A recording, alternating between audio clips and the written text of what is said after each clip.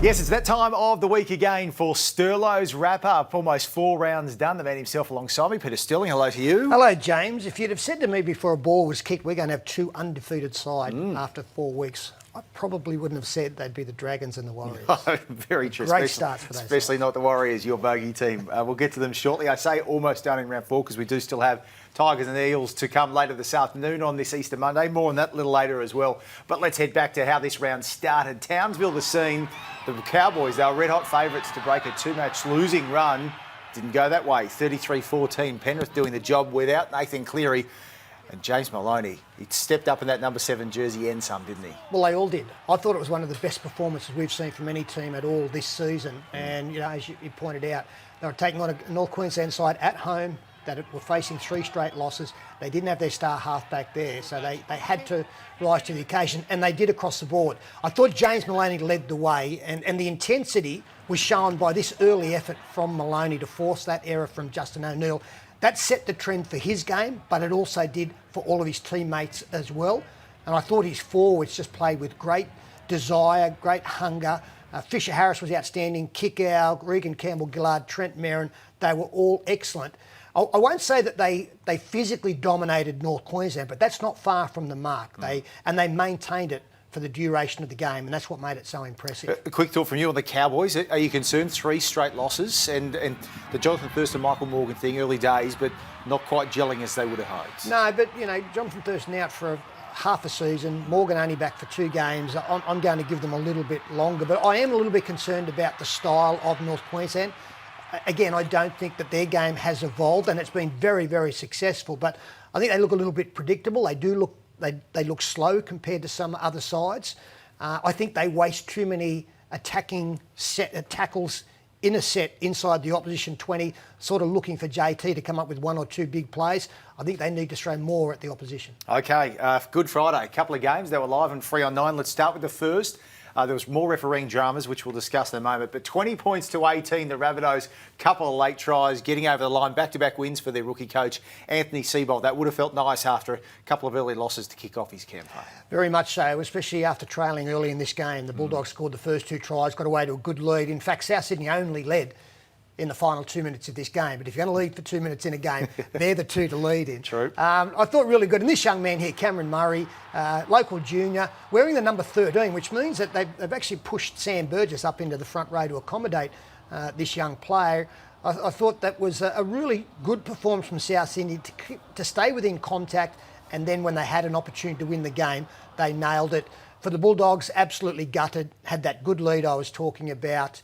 It's one that got away. I would think that that's how they'd view that game. But South Sydney, 2 in a row for Anthony Seibold now, and when you win those kind of games, real confidence builder. 24 penalties in the match, and one bizarre incident too where Ben Cummins, the referee, pulled Josh Jackson, the Bulldogs captain, out of the defensive line to have a chat with him about something and didn't let him get back in his position. He was actually playing in the centres at the time, and there was an apology apparently too from the ref. Yeah, real oversight from the referee. They lost Moses Mbai early in this game, the Bulldogs, so Josh Jackson went to right centre, and he and Montoya defended really well there.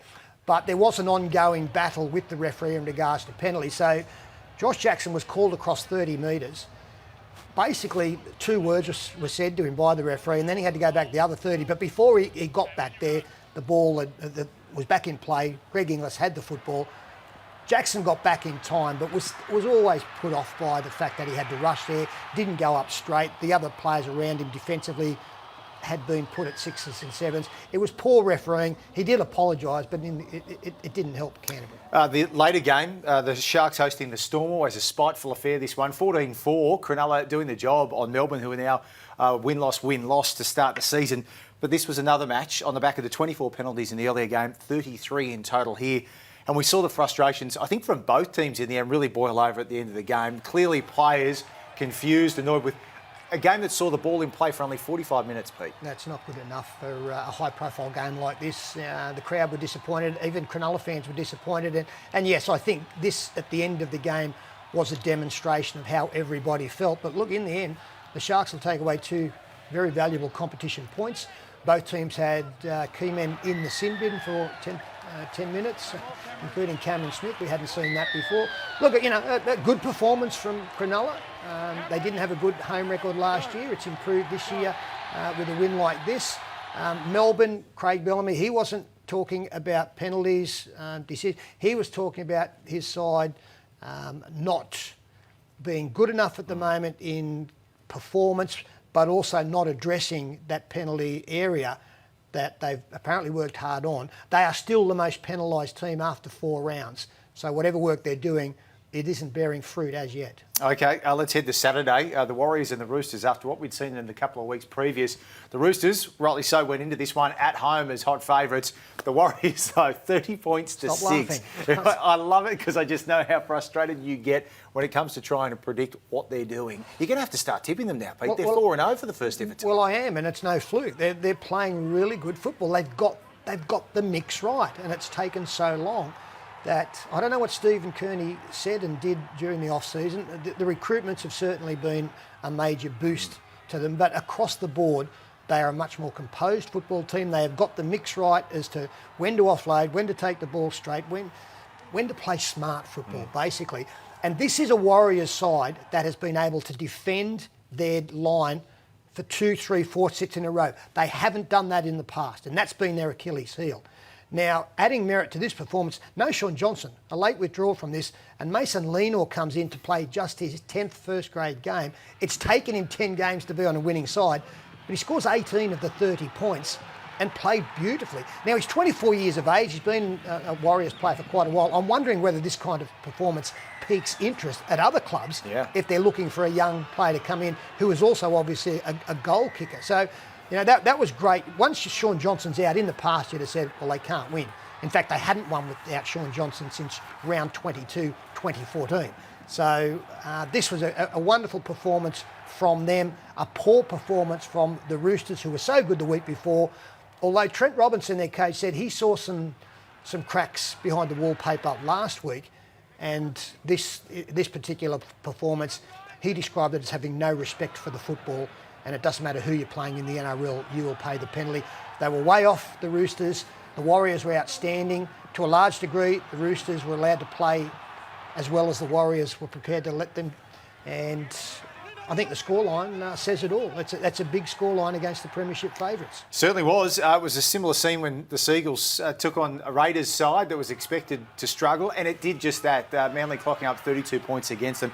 This wasn't a late last-minute loss for Canberra this time around. They were comprehensively outplayed, and Ricky Stewart, their coach, afterwards labelling them soft. He didn't hold back, Pete, and rightly so. Can you still find out from what you saw in the 80 minutes on Saturday where it's going wrong for Canberra? Well, ultimately, this game was over by half-time. They did make a little bit of a charge, which I'll have a look at in a minute. But, yeah, they conceded 3 tries in about an 8 or 10-minute period. It was through the middle of their ruck.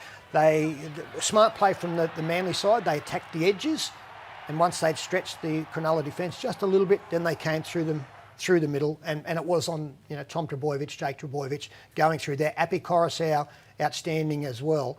So, yeah, look, it was soft. And I just want to show you, Canberra got back into this game. Look, they scored 2 quick tries second half, and they got to within 2 converted tries. And then Havili comes up with this kick.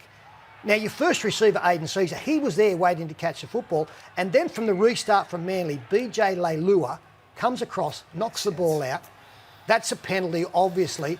Manly score at the end of that set of 6. Now, when Ricky Stewart is talking about soft options, there was soft execution and decision-making from Havili. They needed to come up with a good kick there. I don't know how much the hooker has practiced that at training. I wouldn't imagine, not at all. And then for BJ Leilua to come across and give a piggyback to the opposition once they'd already been given one. And that's why you get beaten in games, because that's the softness that Ricky is talking about is in those kind of instances. Plenty of them, but that's an illustration of them. Well, either way, he's got a hell of a lot of work to do before the Raiders take on the Bulldogs Thursday night footy live on 9 to kick off round 5. I tell you what, we were there in Wollongong. It was a hot afternoon, and the Dragons even hotter. Another 30 points on the board for them, this time against the Newcastle Knights, just scoring to 12 points for them. Back-to-back defeats after a promising start to the year. The Dragons 4-0, and they are humming along nicely. They seem to be the complete package.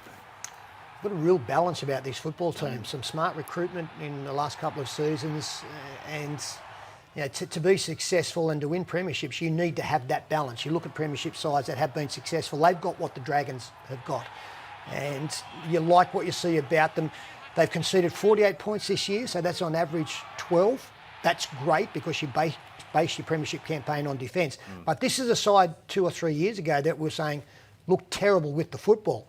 Well, now they look great. There's some structured play in there, there's some ad-lib play in there, and the halves are the puppeteers. Now, Ben Hunt's been a great signing. Gareth Widdop, if I was a young player, the one thing I would do, if I could go back, I would learn to kick with both feet.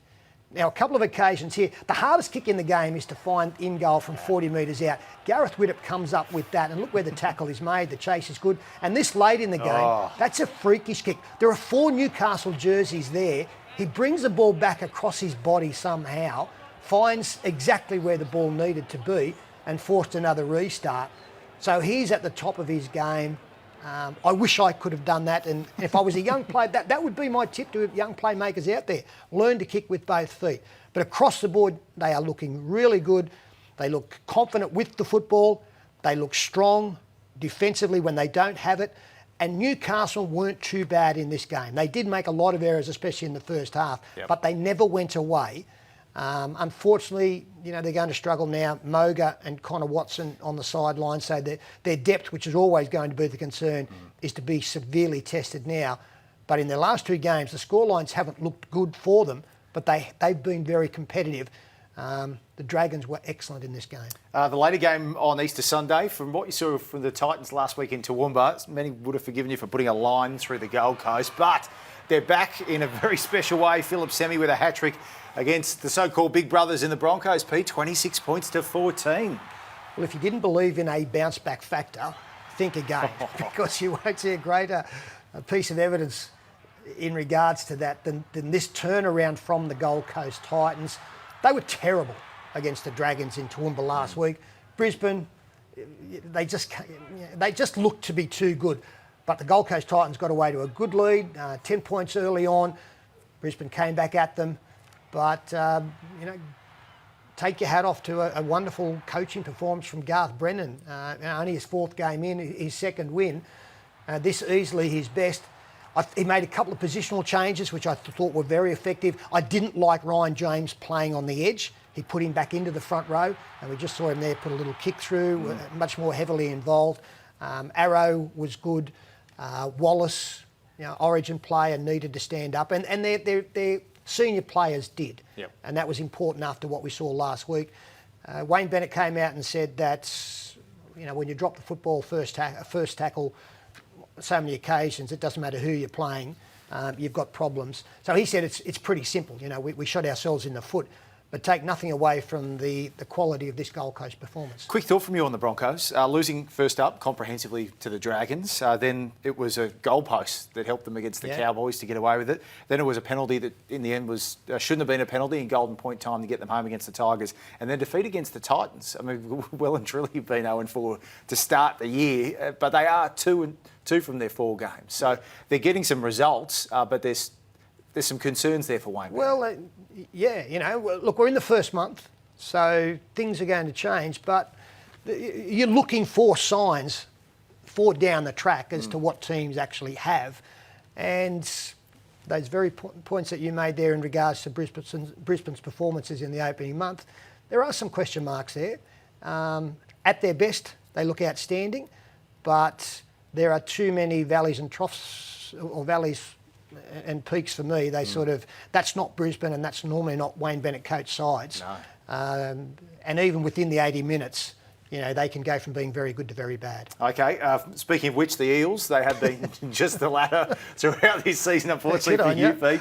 The Tigers, quick thought on you for the Easter Monday clash at ANZ this afternoon. Well, it's a must-win. Snuck home in this game last year.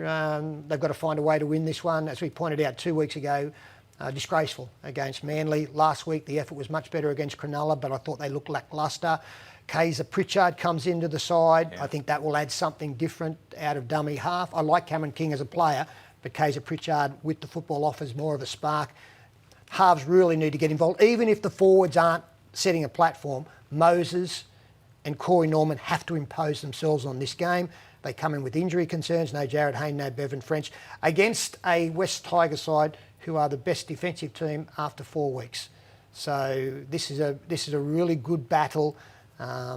The West Tigers probably go in as favourites on what we've seen, but this is desperation stakes for Parramatta. I'm not saying their season would be over, but all of a sudden they wouldn't be looking at a top 4 finish, and finals football would be sort of on the horizon. West Tigers just need to continue to do what we've seen from them in the opening 3 games. It's been looking very good. Thank you, Pete. Thanks very much, James. That is Sterlo's wrap for round 4 of the National Rugby League.